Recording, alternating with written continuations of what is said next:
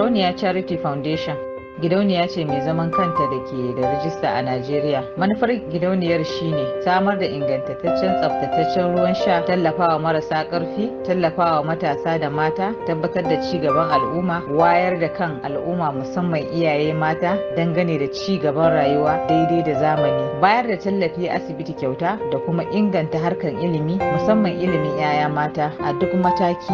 An kafa gidauniyar Sarauniya ne domin tallafawa na kusa da mu da na nesa bisa burin samarwa al'umma ci gaba mai dorewa daidai da bukatunsu domin ya tallafawa samun ƙasa al'umma ingantacciya.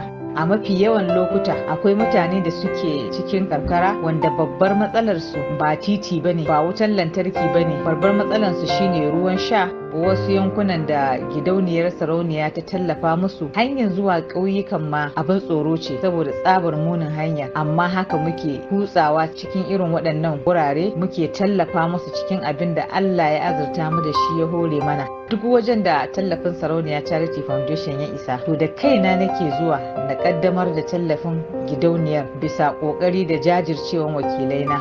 Tallafin gidauniyar Sarauniya ba iya ga samar da ruwan sha ta ta'allaka ba. Tallafin gidauniyar Sarauniya yana zuwa ga mutane daidai da irin tallafin da suke bukata. A wani lokacin mukan ziyarci asibitoci mu bayar da tallafi ga marasa lafiya. Wasu lokutan mukan ziyarci mata masu ƙananan sana'o'i mu ba su tallafi, ƙarin jari. Wasu lokutan mukan ziyarci matan da mazajensu suka rasu ko suka guje musu mu ba su tallafi da zai taimaka musu su da 'ya'yansu. Nakan kuma iya ɗaukar nauyin karatu daidai da hazaƙa da ƙwarewan yaro ko yarinya.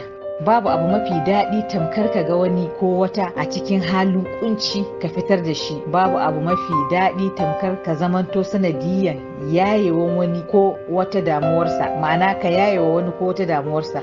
Ba ƙaramin farin ciki nake ji ba a duk lokacin da naga irin ci gaban da wani ko wata ko wasu al'umma suka samu sakamakon tallafin da gidauniyar Sarauniya ta samar.